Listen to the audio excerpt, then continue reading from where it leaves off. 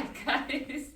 We just had an argument who would greet you and make an intro to this video, and you know, the blame came on me. So welcome to our new video, to our living room, and to our presentation regarding the retrospective of the bikes Stefan had so far. I don't know if he put the photos of every bike he had, so let's say almost every bike. I need to correct my wife. We said it's the history of the bikes we rode together. We had and rode together, so not the ones we tested, just that we had. And actually, the first bike that we put here on the screen is the bike that Tanya did not experience. But it's my favorite bike, and it's from the time that I was living in another country, in Oman. Just before Tanya came, I actually sold this bike because some mechanical failure happened.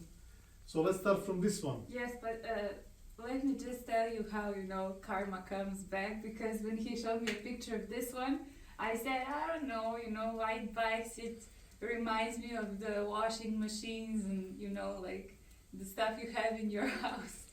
And now we ended up having a white Transalp. And I like it. I mean, how can you say that this white color is reminding you of washing machine? But since that time she said this, I actually look at this bike in a different way. She ruined it for me, I must say, but sorry. It is what it is. I will just mention something about it. Tanya said it from aesthetics perspective, but I really loved it because it's R1 engine inside it. It's a Yamaha Tracer 2006 model, 1000cc. And it was quite powerful, quite fun. It actually wanted to drift lots. Like, I love that kind of untamed nature of it. And it had these eyes that reminded of a cat. This is the picture of me the first morning after I got it. I did not sleep at all. Maybe you cannot see, but my eyes were actually just like I'm on drugs. Yes, I can see that. This is another photo, one of my favorites in Oman. Oman's nature is quite interesting because it was actually once a sea floor. And another picture of Omani architecture, which I like pretty much.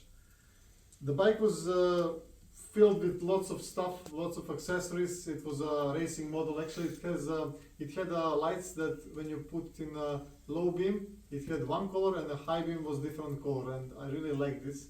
It had some total commander and stuff, but it really was serving me well for like 30,000 kilometers, and then it just stopped running. But I'm very thankful that I was able to go to Dubai once, and I never had issues. It just as I was coming back home, I wanted to park it in front. It just died. But wait, was it the screen was black in front? Yeah, the screen was black. Was that bothering you? No, because it was low. It was not like on a Transalp very tall. Okay. Because I never had a bike with you that had a dark screen. Yeah.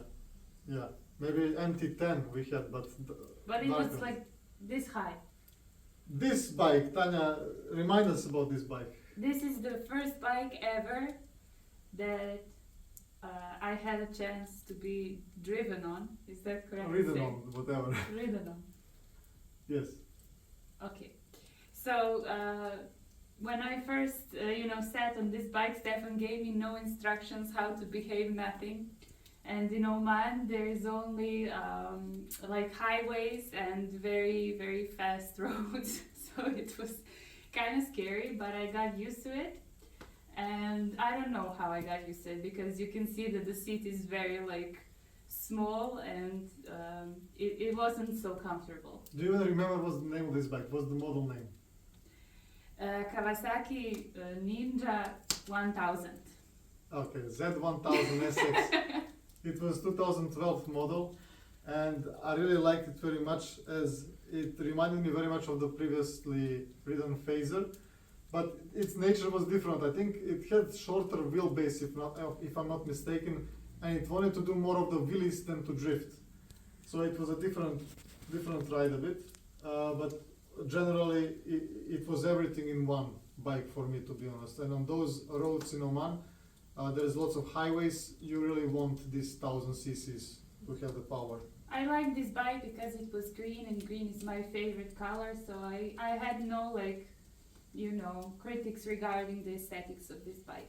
How was the seat? Because it was quite small, and at that time you didn't say anything bad about the seat, but after years, then she started recognizing, oh, this could be better, this could be better. But, you know, my butt was bigger back then, so it was comfortable. Yeah, so I guess you didn't have any problems.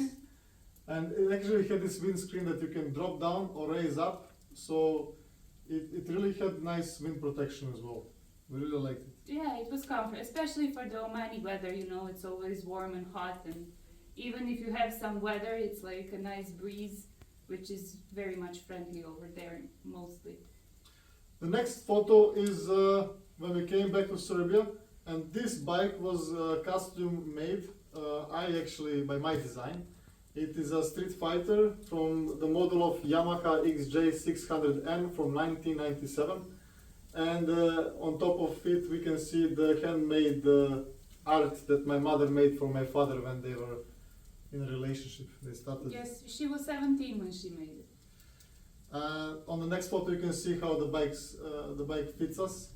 And Tanya, you felt comfortable, right? It was very comfortable. I remember this is the bike that we, you know, get to cruise on.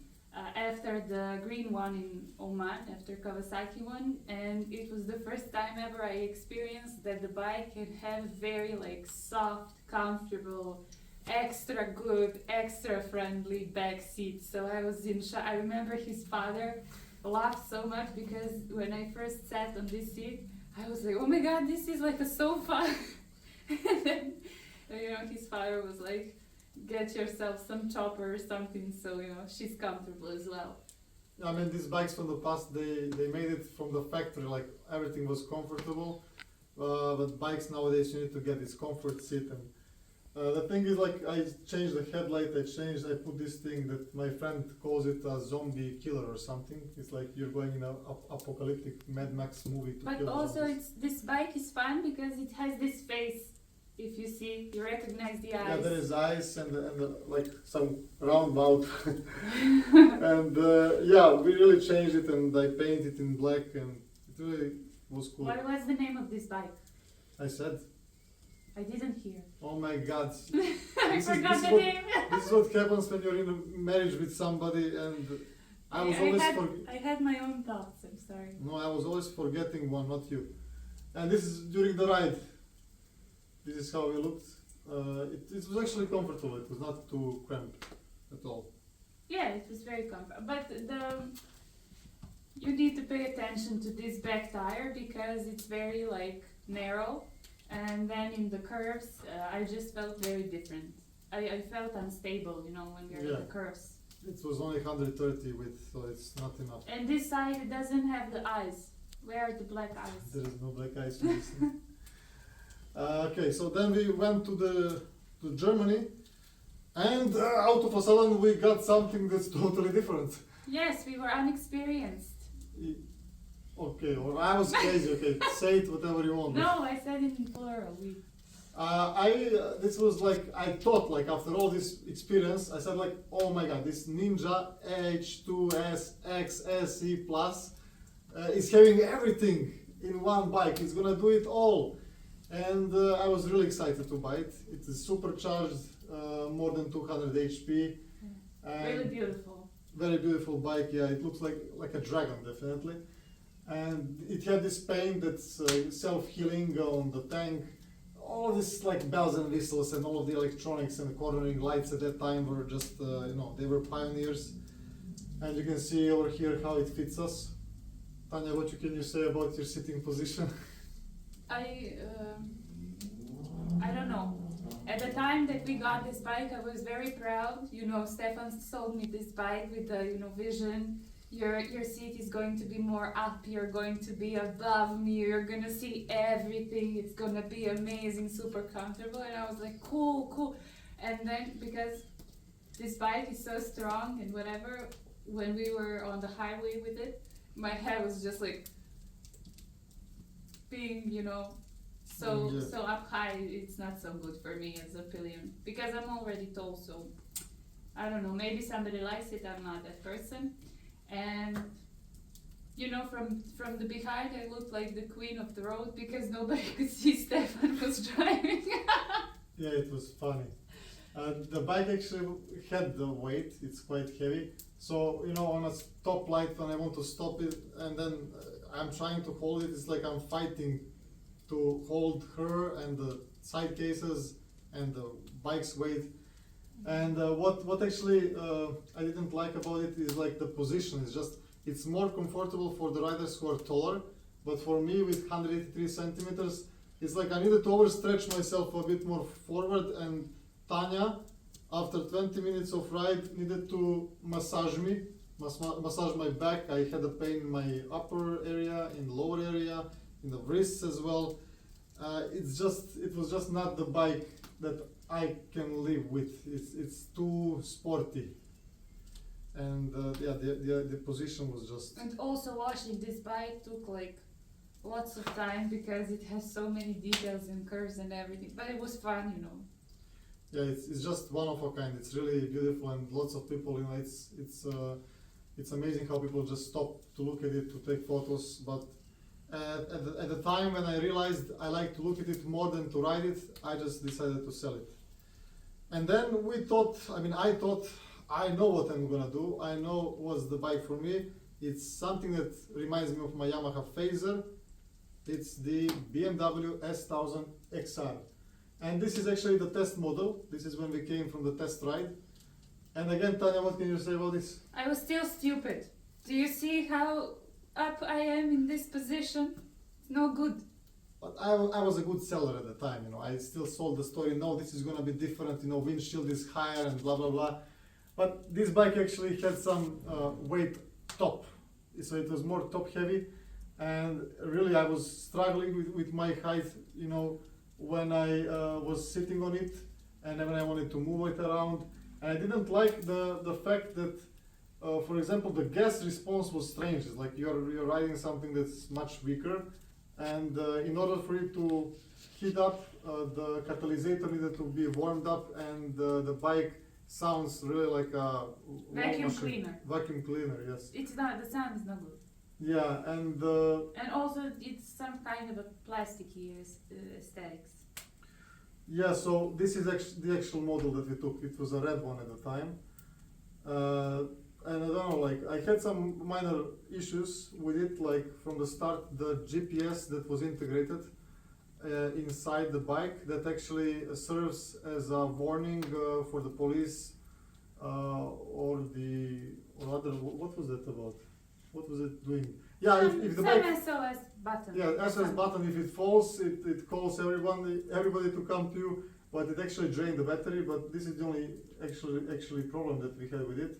Yeah, but shout out to the handler in Germany that sold us this bike. They fixed everything, and even the test vehicle they gave us, and they said like, drive it if you want the whole day even, like you had to be sure and stuff. So it was a really great experience because usually handlers give us like 20 minutes, 30-minute stops, and then that's all the time we have to make our decision if the bike suits us or not.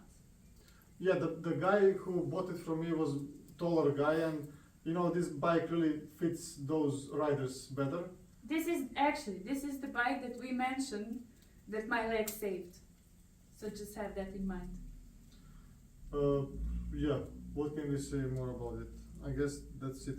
It was a bit more tamed, you know. You needed to really go to the higher RPMs to have some power, and until around 6,000 RPMs, the exhaust is kind of closed, so there is no sound. And it was also somehow a tall bike, so I always felt lazy, you know, when he said, do you want to make a stop? And then I have to think about getting down from the bike, then coming back up, and I was like, no, let's just drive.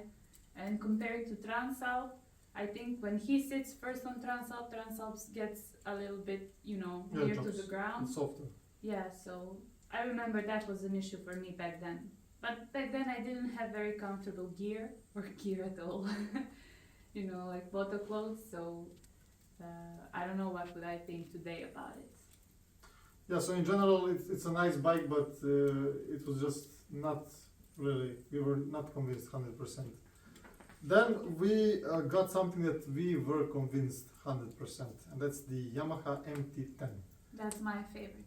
Yeah, now this bike showed me what kind of a rider I can really be. It really exposed the better rider in me, because it actually, it's like, it allows you to feel like you're one with the machine. It's short wheelbase, lots of power down low, lots of character in a ride, very stable, it never slipped on me. It feels like it's alive, it feels like you're on top of the tiger. And the bike was actually full with accessories. As you can see, it had all this stuff like the exhaust, the belly pan, the handguards, the tow screen, the mirrors, the cases, and some Puig accessories like the foot pegs. It had actually the lowered foot peg position for Tanya from the start when we bought But it. it's funny, everybody thought that I was super uncomfortable with this bike, but this bike I remember as the most comfortable one for me. You know, it was strange, it's not like what you get from the original MT-10. We had a different seat and the, how you call these things where I put my... Foot pegs, yeah. Yes, these things for feet. So everything for me worked here as a pillion. Now the interesting thing, the fact that most people don't talk about is like, the closer your pillion is to you, the more you as a rider can ride freely. More, not so aggressively, like you can ride more aggressively of course, but you can have more control over the bike. So on the H2SX and on the BMW S1000 XR, I felt less control than on the MT-10 because we were so compact, so tight to each other. Like it was like I was double the weight, if I can say like this. Yes, I could move the bike when I do like this. Yeah, this is also very nice. It's like the bike looked like a transformer bike. It was like a bumblebee or something. It had like very nice eyes. Now the reason why we sold it, the only reason, like I was just thinking too much about it. The biggest problem with it was like at the time I did not actually earn enough money, and I was riding this thing as with every bike like crazy, and the bike consumed like with my regular chill ride 6.6 liters per 100, which is like, if I pull it, you know, it's the bike that doesn't have the limit. So if you really press it, it will just consume up to 15 liters, doesn't matter. And it was consuming more than our family car. And to be honest, like I'm riding lots per year, like 25,000+ kilometers per year, and I couldn't justify. So when I entered the handler, the dealer, when I wanted to sell the bike, me and Tanya were speaking like for 1 hour on the phone continuously, and I was trying to find all the reasons, and there was only one, and that reason was just the gas consumption. Again, nothing else.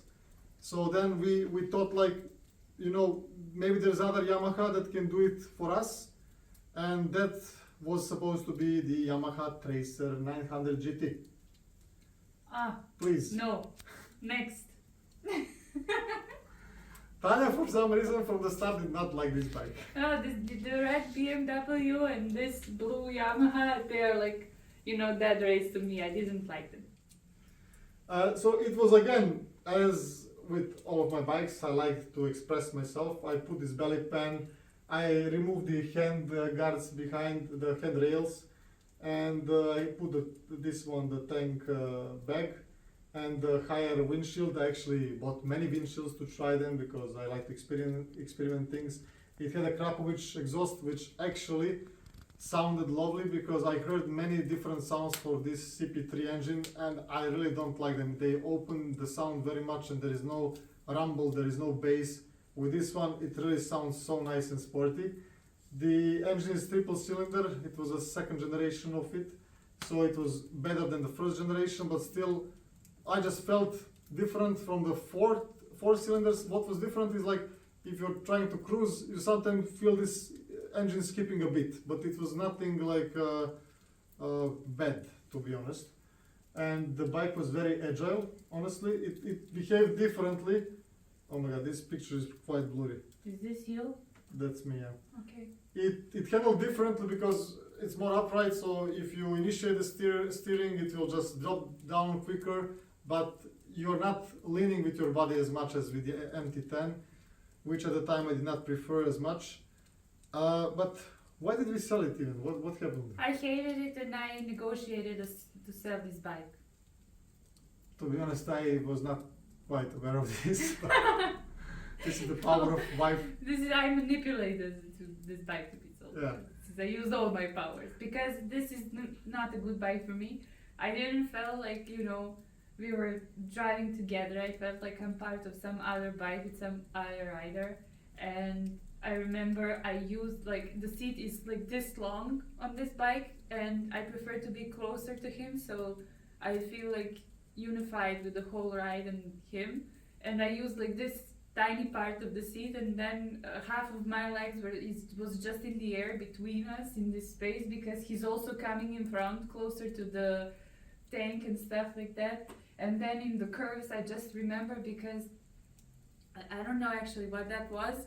We tried this bike again when we came back to Serbia, actually this summer, before buying Transalp, and the feeling was even worse. How can that happen? But I was just like, when he leans in the curves, I felt afraid, because the feeling is like I'm gonna just like fall off, like I'm not attached to the bike at all. Wait, you're not talking about the Transalp at this moment? No, this is Okay. all these critics are for the Tracer. It's a Alright. good bike, it just doesn't suit me. And on top of that, from all this changing of the bikes, I just wanted to get rid of the credit from the bank, the loan. And to be honest, I was starting to think, and I always looked at the next bike I'm gonna show you right now. This is all the things I told him, you know, when I manipulated. Yeah, so Tanya actually knows the best. And we got the orange MT-07, because Yes, beautiful. we were just checking what can be the substitute for it. Let's try some other more simple bike, and Tanya No. just... I remember the moment when we decided to buy MT-07. We were sitting in our garage and him and his father were just looking at the bike, talking about it, and then, I don't know, was it you or him, but they asked me what I think about the bike. And then when I did some thinking, I came to the conclusion that the bike needs to be, you know, high as much as our waists are, or hips, because then we sit very easily on the bike. And for our riding style, his riding style, and you know, me following him as a pillion, we prefer the shorter bike, or you know, it doesn't need to be so short, but the part where we sit needs to be very close to one another. You're leveled, not so tall behind. Closed and leveled, yes, that's important. And then, because we had the Kawasaki, big one, I told him probably you prefer something where you're sitting more upright and stuff like that. And then he went with our friend to see this one. At that time I was protesting against the bikes, because he only bought new bikes, then sold them, then get the new ones, and I got bored. And then he brought a friend, he didn't I didn't went. And he just sent me the picture of the MT-07 and of them two sitting. And then I said, I think this bike finishes the jobs for us. And then we couldn't try it, because the crisis became real with the global economic stuff or whatever, and they didn't give any more test rides, and we just bought it on blank, okay, let's risk it. And what actually happened is why I love this bike so much. It reminds and it feels a lot like MT-10. MT-09 is a different story, it doesn't feel like those bikes. 7 has lots of power down low, it has this character, it has lots of agility, it's even more agile than MT-10 on slower turns, slower speeds. And it's very fun, you can do wheelies while not going too fast. And I really enjoyed this bike so much that when we left Germany and came back to Serbia, we bought another one. Yes, but my favorite was the orange one. Yeah, this is the black one we bought, and this is how we sit on it. It was quite similar to the MT-10. The rear seat was actually a bit more slippery, a bit more angled, which we needed to you know, fix by going for the custom seat. We actually made this conclusion when we traveled from Germany to Italy, and after that travels, we had like many pains. Yeah, I don't remember very gladly. big butt pain. We equipped it with everything, like the top case, side cases. I had different windshields and everything, so it was really one bike to do it all, and we really love this bike. Like, it's a great bike, especially if you're alone, especially if you don't ride in winter, and especially if you don't ride too much on the highways, as you're gonna become more deaf from the wind and everything. Wind blast hits you. Yeah. So for those reasons I just mentioned, we bought the latest Transalp. And this is the picture when we actually bought it, the same day, couple of minutes after. For the reasons mentioned. So we wanted more protection when we go on a highway, so we don't become deaf, we have more enjoyable ride. I wanted more protection when I ride in the winter, and I wanted the similar power, similar engine, because I really fell in love with this 2 cylinders, 270 degrees crank. And we wanted a bit more comfort for both of us, because roads in Serbia are quite bumpy. So Tanya, please fill my role here. No, this is everything is correct that he said, and we didn't regret our decision. Really a great bike, especially because, you know, from the first picture till this one, we kind of have changed the style of the riding, and especially in Serbia, roads are not so great quality as they are abroad, and you know, you can have like sand or dirt on them or whatever. We're not doing the driving as agile as before. Yeah. At least with me, I stopped preferring it. I don't know what he does when he's alone. I hope you behave. I behave. But I think this bike, you know, if you want to drive agile, you can do it with this bike. If you just want to chill, if you want to go long distance, we didn't change a thing about this bike. We just added some more wind protection and, you know, whatever we mentioned in the previous videos. But regarding the seats and the position, I think the original state is really good. And did we travel with this bike? Still no. Yeah, we went to the city of Kraljevo. Ah yes, but that's not such a long travels. But still, Yeah. you know, we could definitely confirm with that route that it was very comfortable and, you know, the best decision for us at this point. On the latest picture here, we can see our friends. That's not us, that's our friends. They are just similar size as us, I would say. And this is how it fits them. It's very comfortable, really. The knees are not bent. There's enough space. You can move a bit. You can stay protected. And that would be everything we wanted to say, right? We reached Yes. the end. I hope we don't change any more bikes. This is too much if you ask me. Yeah, it's we came to the point of when we have enough experience to realize finally what we want, what we need, and definitely Transalp for us, for those reasons mentioned, is the right bike to do it all. I can definitely see from these pictures how much more mature we are right now. Yeah, I would That's say a the same. step up. So guys, we are very thankful if you reached to the end. If not even that, thank you for watching. And Tatiana, please say goodbye to our friends.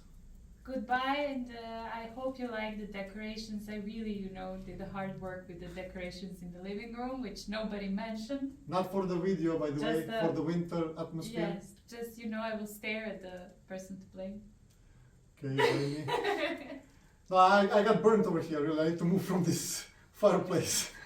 Yes, so I guess that's it. See you in the next one, guys. Bye bye.